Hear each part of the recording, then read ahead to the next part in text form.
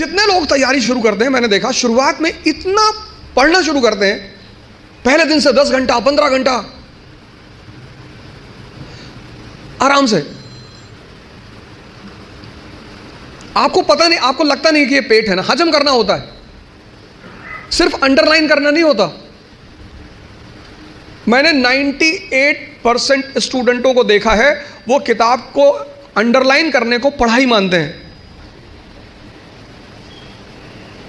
अपना स्व मूल्यांकन करना बहुत बड़ी बात होती है, सेल्फ इंट्रोस्पेक्शन। कभी कभी एहसास होता है हमें कि हम बहुत काम कर रहे हैं, कुछ होता नहीं उस वक्त। बात समझ में आ रही ना?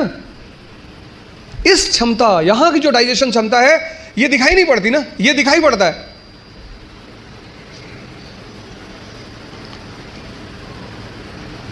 ये पेट दिखाई पड़ता है, ये पेट दिखाई नहीं पड़ता। अब ये क्षमता विकसित स्ट्रांग कैसे होगी? बड़ा प्यारा फॉर्मूला, सेकंड फॉर्मूला। क्षमता बढ़ानी है मन की, हजम करने की, बहुत प्यारा, जो कि फिर 98% लोग नहीं करते। तुम बिना सोचे पढ़ सकते हो, तुम बिना सोचे पढ़ सकते हो, बिना सोचे लिख नहीं सकते। एक फॉर्मूला है 20 पेजेस पर डे। आप लिखिए। आप किसी भी कोचिंग जाते हैं, कहीं भी जाते हैं, कोई टॉपिक खत्म होता है, उस टॉपिक को आप कम से कम 5 बार लिखिए।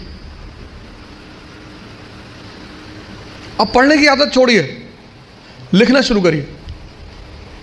जितना आप लिखेंगे उतना सोचने की क्षमता या हजम करने की क्षमता डेवलप होगी। 3 महीने, 90 दिन का कोर्स है ये।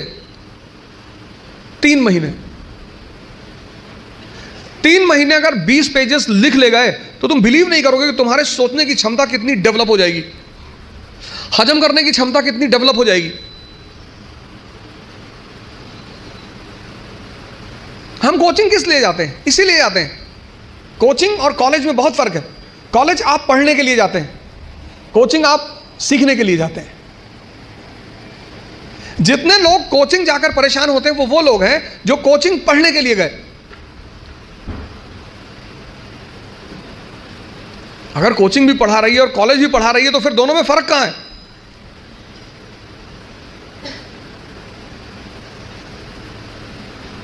ये दूसरी चीज, अपना मूल्यांकन, अपनी ताकत को समझना कि मेरा पोटेंशियल लेवल क्या है। क्लास खत्म हुई, आप घर गए, आप जो 2.5 घंटा पढ़ा है उसको रीराइट करने की कोशिश करो। संभावना है कि आप सिर्फ 30% लिख पाएंगे, शायद। कुछ लोग तो 10% भी नहीं रिकॉल कर पाते।